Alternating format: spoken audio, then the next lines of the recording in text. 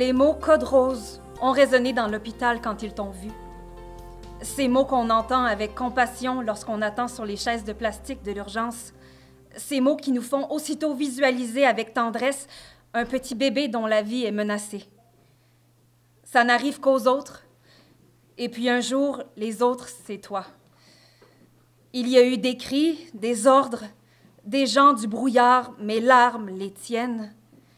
Ils t'ont stabilisé puis amené ici, où l'on attend une suite qui ne sera peut-être pas un happy end. Je compte les minutes et les infirmières en évitant de te regarder. 22h18. On dirait le bruit d'un aspirateur. C'est le bruit d'une machine à pression négative qui rejette l'air vicié hors de la pièce. 22h20. On dirait le bruit d'une horloge. C'est le bruit de tes sédatifs qui s'écoulent. 22h22. J'aimerais dire que c'est le bruit de tes pleurs, mais tu ne pleures plus depuis une trentaine de minutes. Tu es minuscule, mais ils ont trouvé des veines où piquer et une peau à réchauffer. Ta température était trop basse. Ils t'ont placé dans une maison translucide, une couveuse néonatale qui met un obstacle de plus entre nous. C'est pour ton bien, je sais. Mais pour ton bien, j'ai dû les voir immobiliser tes petits bras pour t'injecter de la morphine.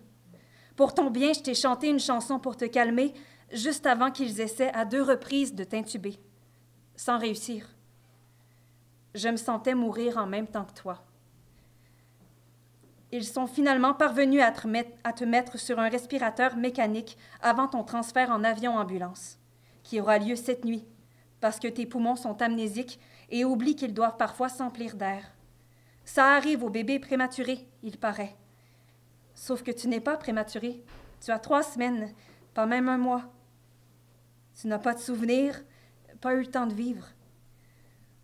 On m'a dit que je ne pourrais pas t'accompagner pendant le transport et que je devrais me rendre à l'autre hôpital par mes propres moyens. J'ai le cerveau broyé. Je te regarde avec un amour que tu ne vois pas. Je te touche avec une tendresse que tu ne sens pas. Les machines clignotent trop souvent et chaque fois, je mettais un peu plus. Je suis recroquevillée sur le fauteuil qui se déplie en lit du département des soins intensifs pédiatriques. Je n'ose pas t'approcher alors que je crève d'envie de te serrer contre moi, de t'emporter loin d'ici. Je veux te ramener à la maison.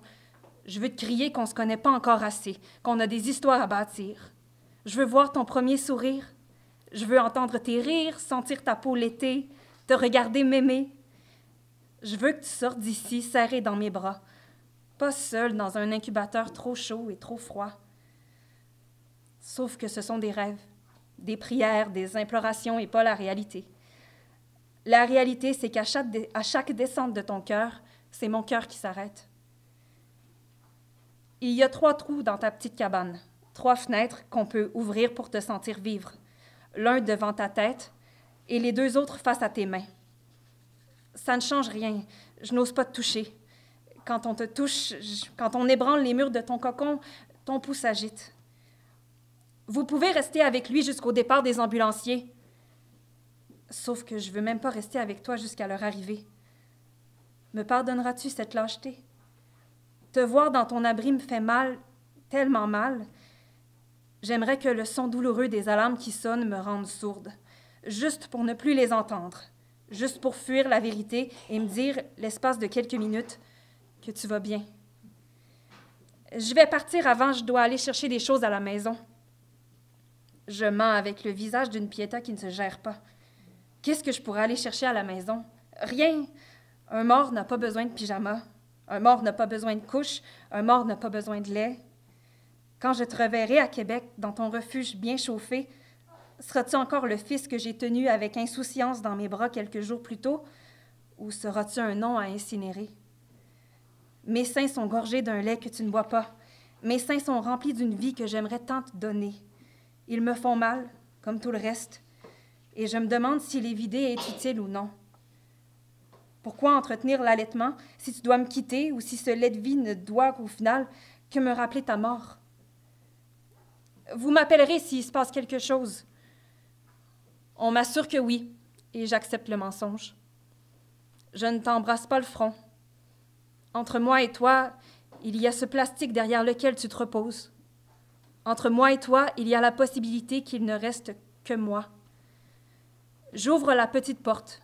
Je glisse ma main contre la tienne dans une caresse légère. Une caresse colibri, éphémère, peut-être la dernière. Et puis je quitte l'hôpital, sans regarder derrière, avec un ouragan qui m'étouffe et des espoirs qui me noient. On se donne rendez-vous au CHUL, Louis. J'y serai. Et toi?